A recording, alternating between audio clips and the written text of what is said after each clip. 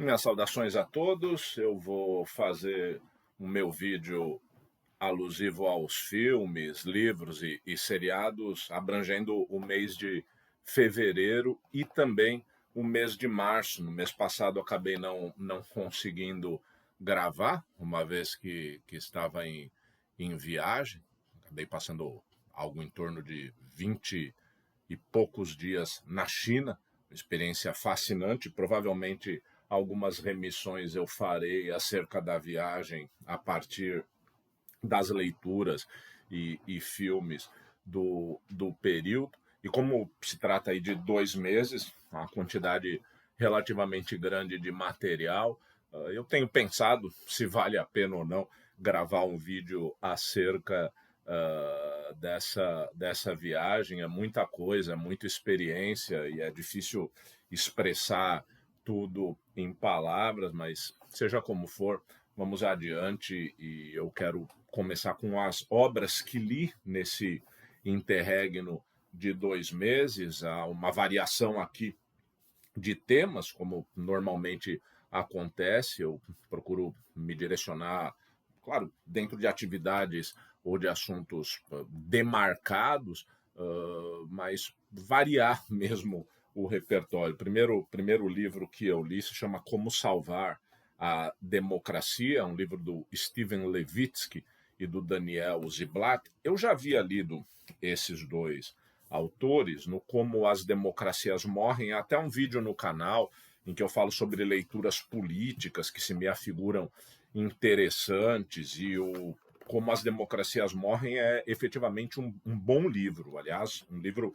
num patamar acima. Eu já tenho a impressão que o Como Salvar a Democracia desce um pouco o nível. Parece que os autores, justificadamente ou não, encamparam mesmo um lado da discussão política, e isso retira, em certa medida, o que eu poderia designar como um caráter científico, se é que a ciência política pode merecer essa alcunha efetiva de ciência, mas coloca a obra dentro de uma visão de mundo que é uma visão americana antitrumpista. Quer dizer, e há boas razões para sermos antitrampistas, mas o livro se torna um pouco panfletário demais, sem prejuízo, e isso eu gostaria de destacar, de uma espécie de historiografia muito interessante dos partidos americanos, notadamente Partido Democrata e Partido Republicano.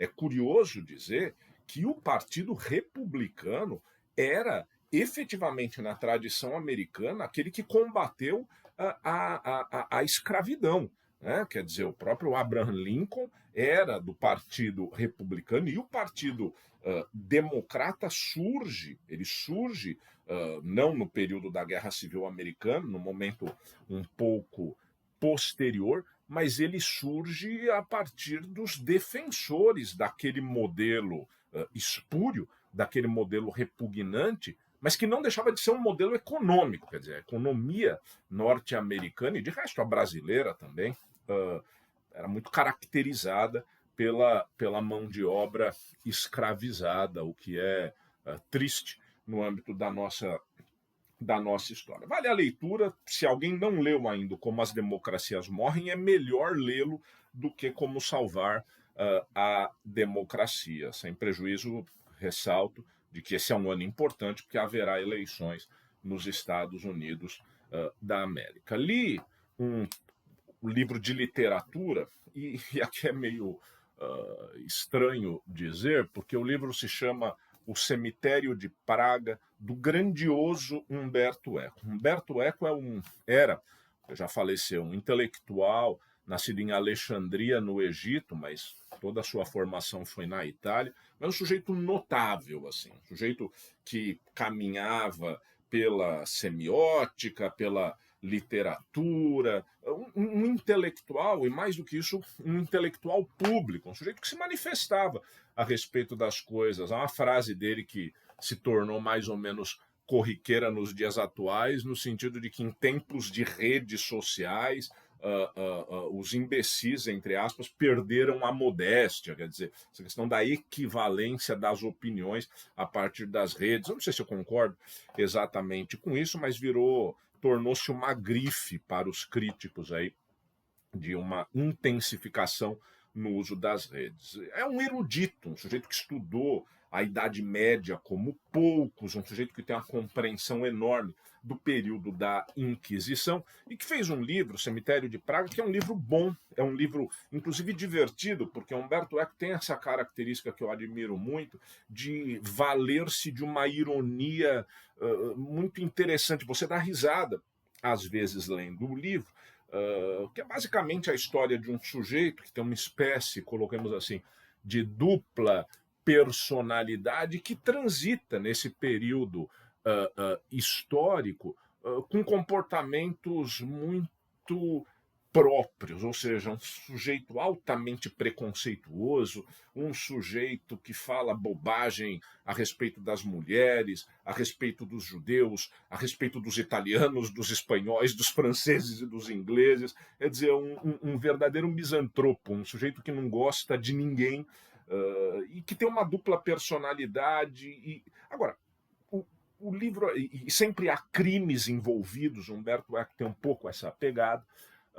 O livro repete um pouco a temática de outro livro do Eco, que eu tenho aqui, O Pêndulo de Foucault, se bem que O Cemitério de Praga é um livro superior, mas é um livro regular, é um livro bom, divertido, mas que absolutamente não se compara. Eu quis falar desse livro que eu ainda não havia lido, O Cemitério de Praga, e concluí em fevereiro, mas para dizer daquilo que é insuperável na escrita do Umberto Eco, repito, esse sujeito notável, que é O Nome da Rosa. Né? O Nome da Rosa, aí sim, é um livro que precisa ser lido. Basicamente, a história se passa numa espécie de mosteiro. Eu li há muito tempo, sinceramente, eu li há muito tempo, mas uma espécie de mosteiro a propósito de investigações concernentes a uma obra perdida de Aristóteles, que seria uma obra que trataria um pouco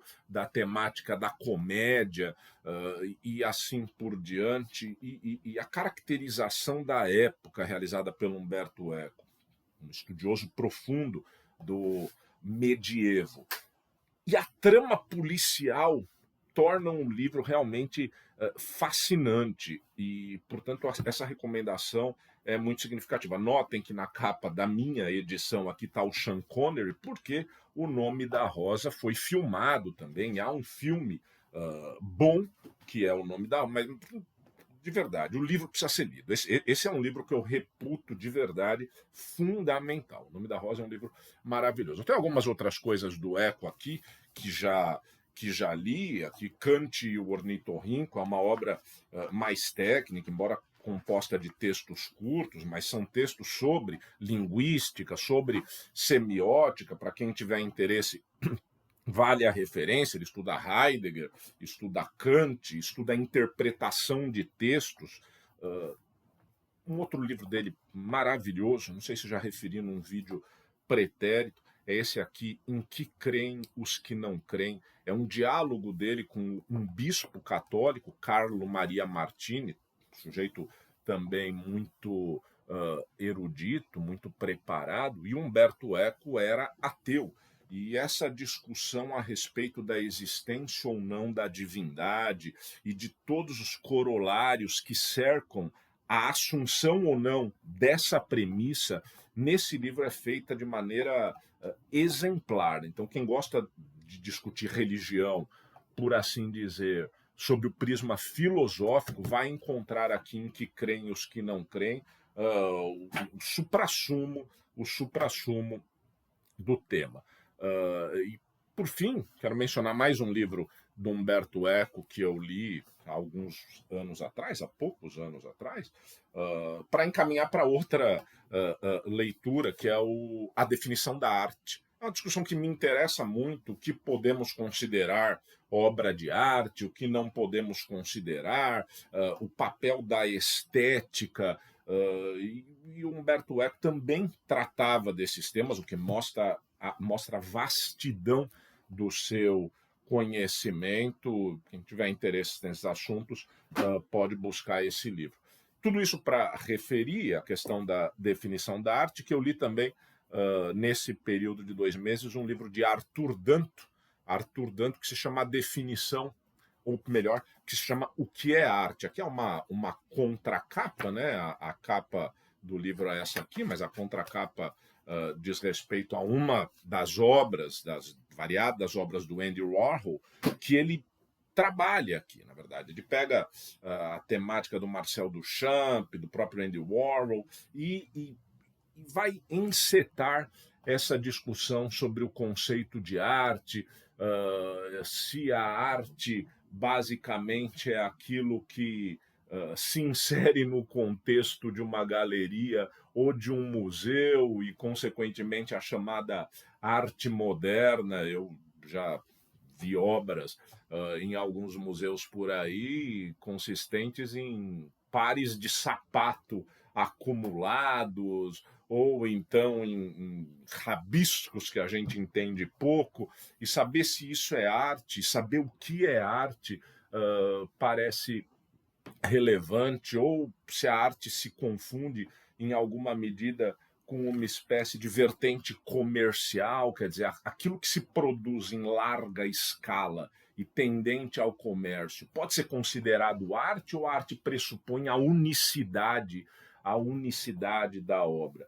E o Arthur Danto vai falar sobre isso de maneira bastante interessante, um sujeito também muito estudioso, era um crítico de arte, e eu acho que é um bom livro a esse respeito. Agora, em termos das minhas leituras, em fevereiro e março, eu deixei por fim, mas é o que de melhor li, e francamente achei um livro magnífico, um livro maravilhoso, está o Pátria, do Fernando Aramburu, um escritor espanhol contemporâneo, que eu não conhecia.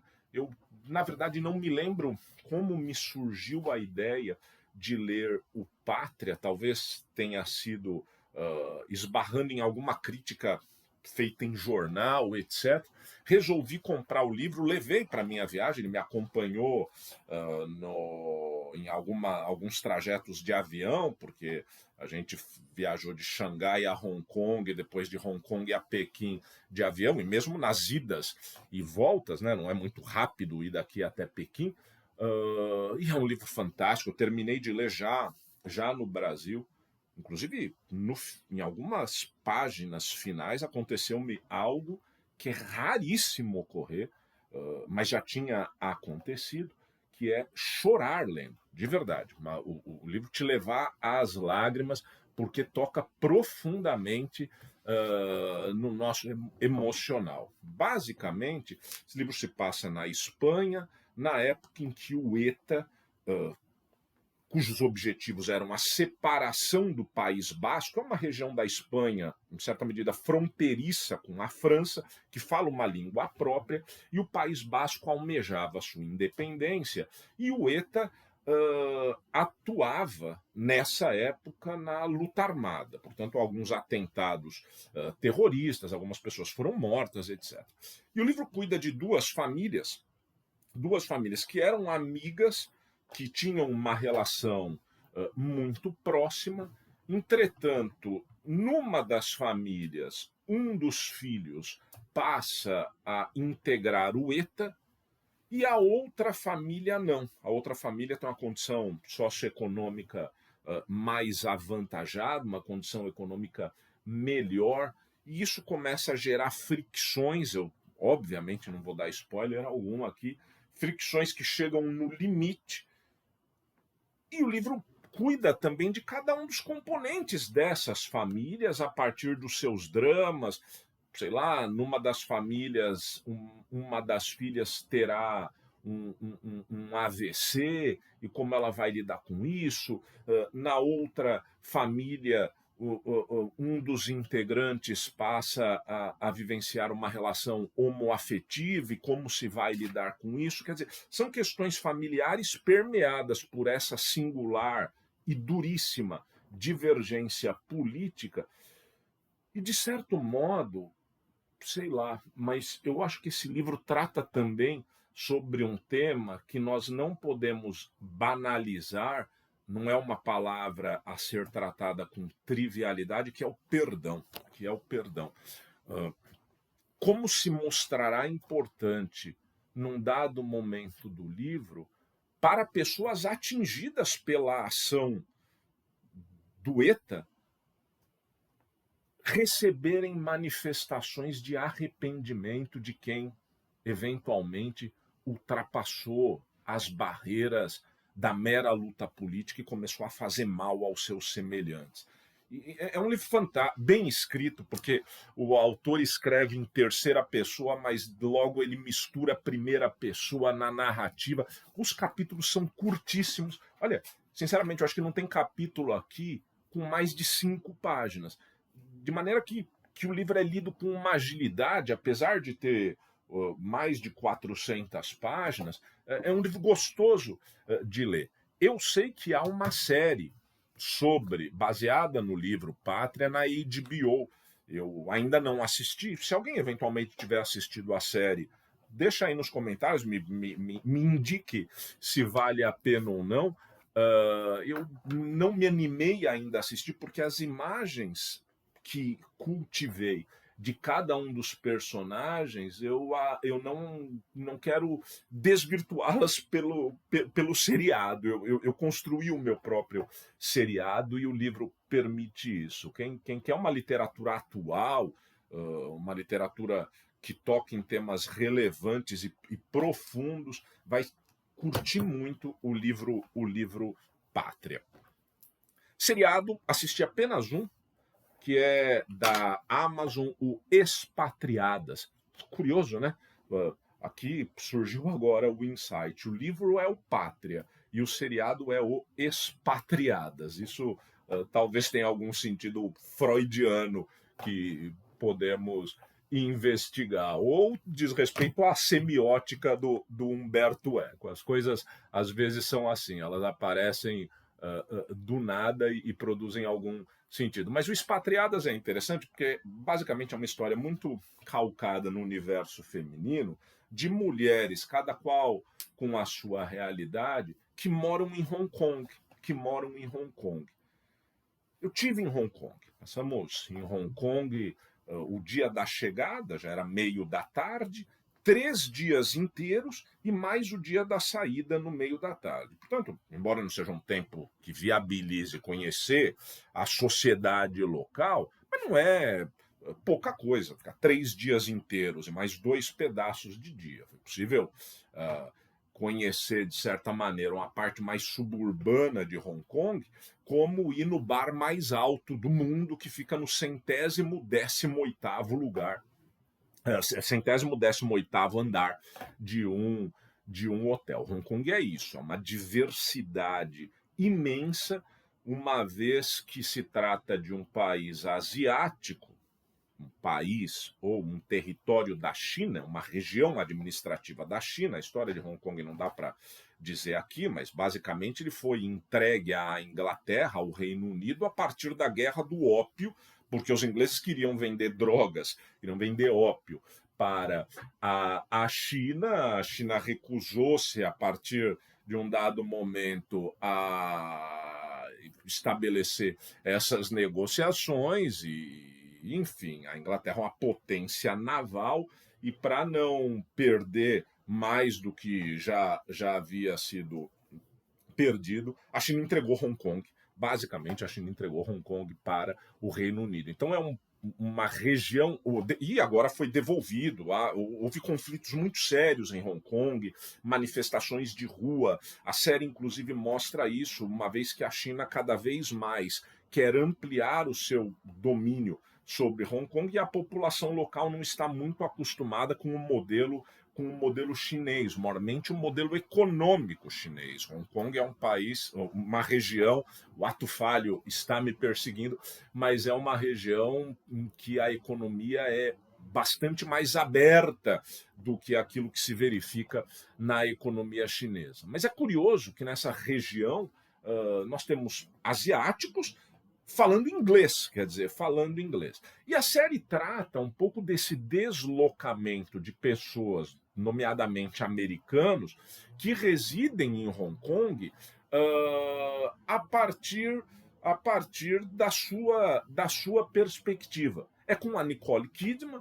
que está bem, como sempre, na série, e há o desaparecimento do filho da Nicole Kidman, e isso, consequentemente, vai nortear diversas discussões. Foi muito interessante porque, principalmente os 2 últimos episódios, é um seriado curto, eu assisti no avião, retornando de Hong Kong a Pequim. De maneira que, no celular, eu baixei, né? A série, repito, está na Amazon, eu fiz o download e vim assistindo, vendo coisas de Hong Kong no celular que eu acabara de experimentar, assim. Então, foi interessante, eu acho que é um seriado que realmente vale a pena. Quero falar de filmes aqui, e vou, de certa maneira, acelerar um pouco o passo. Os filmes que eu vi nos aviões nessas viagens foram basicamente 2. O primeiro deles, o She Said, ou Ela Disse. Eu, como vi no avião, não sei em que streaming esse filme está, se é que está. Filme muito bom, com a Carey Mulligan e algumas outras atrizes de nomeada. E o filme trata basicamente da elaboração de uma matéria jornalística no New York Times, baseado em fatos reais, em desfavor daquele sujeito Harvey Weinstein, que era um produtor de Hollywood que abusava e abusou de muitas mulheres, atrizes, figurantes, pessoal técnico, etc. E o filme fala um pouco da maneira pela qual se buscou realizar essa matéria jornalística. Quer dizer, as mulheres hesitavam, elas tinham medo de aparecer. O filme trata desse universo. Bom filme, recomendo. De certo modo, toca na mesma temática o outro filme que vi pelos voos aí da viagem, que é o Priscila. O Priscila, basicamente, é a história da Priscilla Presley, ex-mulher do Elvis Presley. Ele a conhece na Alemanha, o Elvis vai servir o exército americano na Alemanha. Ele era novo, mas nem tanto, talvez 22 ou 23 anos, se eu não estou errado. E a Priscila devia ter uns 13. Portanto, é uma relação que já surge enviesada.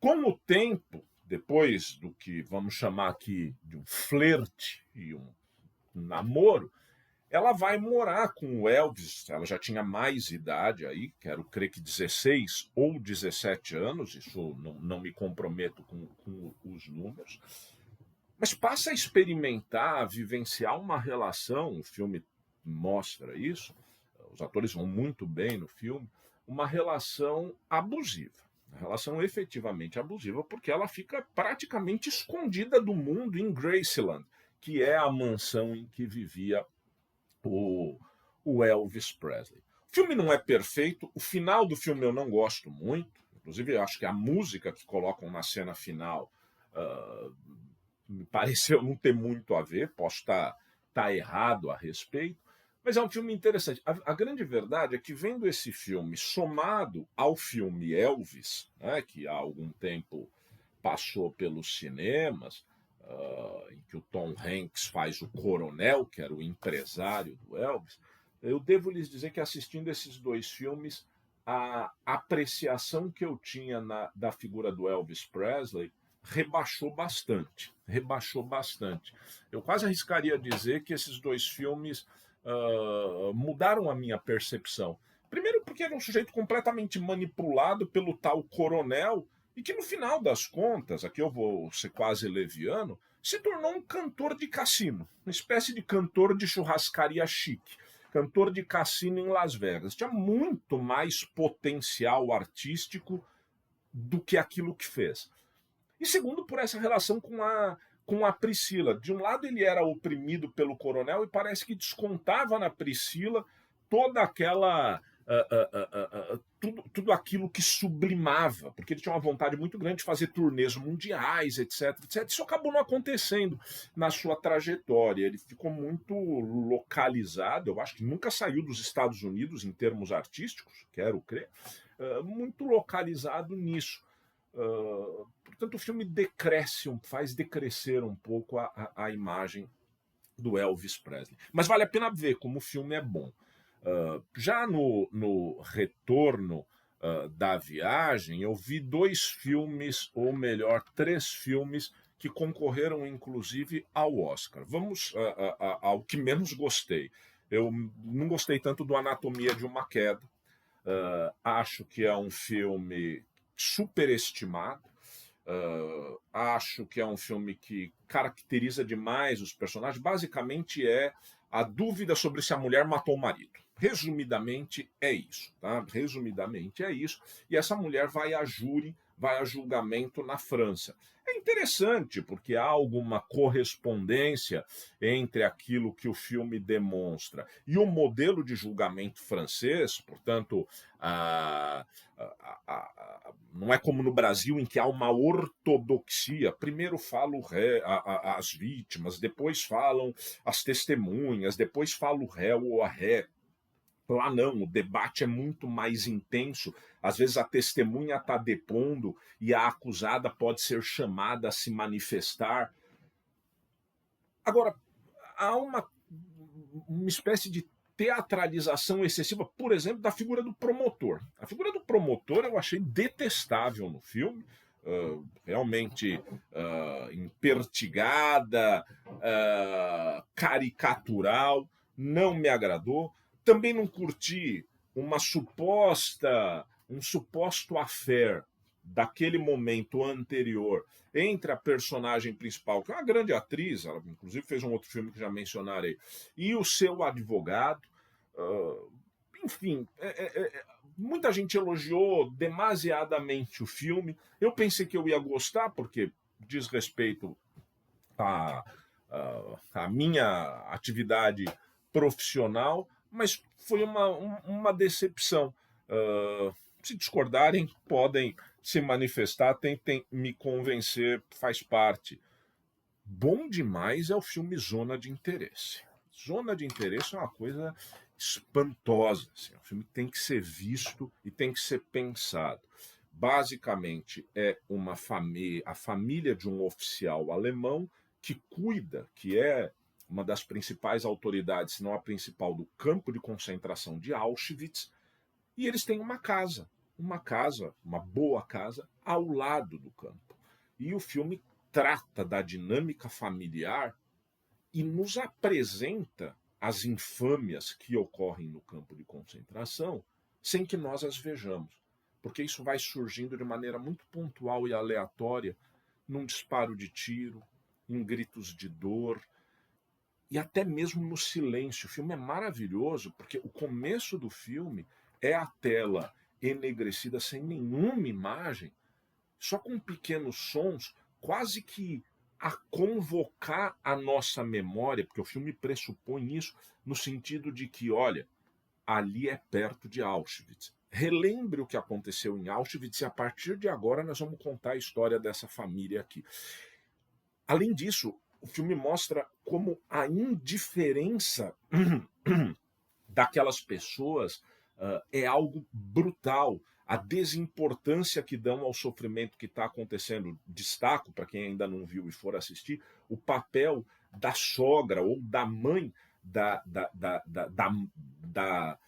da esposa do oficial, que em algum momento vai embora, e tudo indica que vai embora porque não suportou conviver com aquilo. Então é um filme que fala das coisas sem falar, e com algumas sacadas de direção que são realmente muito interessantes. É um baita filme. Zona de Interesse é um filme muito interessante.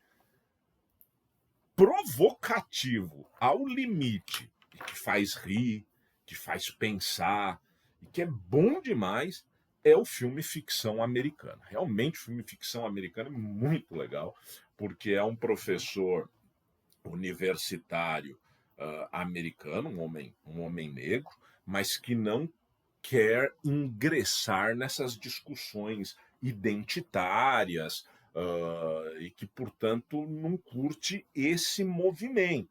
Sujeito erudito, sujeito que estuda os gregos, que tem um conhecimento profundo a respeito das coisas, e que tem um livro que está encalhado, que ninguém quer saber de ler, e passa a ter alguns problemas familiares, ele retorna à sua cidade natal, tratar com uma irmã, tratar com um irmão, que também é um personagem fantástico, é o Randall, do This Is Us, eu não me lembro o nome do ator, mas para mim é o Randall do This Is Us. E esse sujeito, até como uma espécie de desabafo, ele escreve um livro que, na concepção dele, é uma grande porcaria, cheio de clichês, etc, etc., e manda para o editor dele, só que o livro arrebenta a boca do balão. O livro arrebenta, querem comprar o livro, fazer série do livro, etc. E ele se confronta com isso, porque ele não gosta do que escreveu, e o editor dele cria uma espécie de autor fictício que ele vai desempenhar, que seria um foragido da justiça. E a galera vibra com isso, quer dizer. Então o filme é muito provocativo para tratar, digamos, dessa questão das pautas identitárias. O filme é falado por dentro, porque o diretor do filme é um homem negro. Não é necessário concordar com a ideia que o filme traz, é importante refletir acerca do assunto, que é muito bem contado. O final do filme é uma maravilha, porque aí eles colocam 3 destinos possíveis. Esse filme está na Amazon.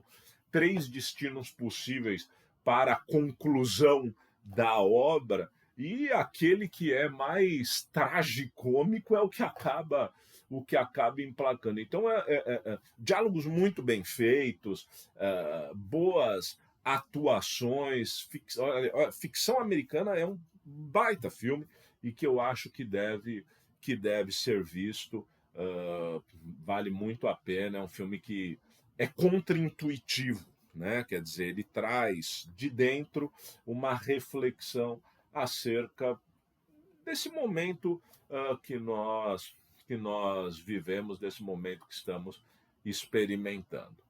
Basicamente é isso, e espero que no mês que vem consiga já ir de maneira mais sequente prosseguir com esses vídeos. Como havia coisas aí que eu tinha lido ou visto em fevereiro, a memória talvez não esteja tão candente, mas é bom para mim mesmo, na realidade, fazer essas gravações, porque eu relembro de algumas percepções que tive.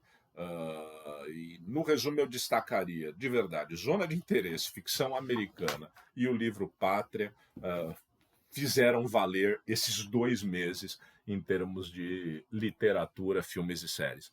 Um grande abraço, espero vê-los na próxima.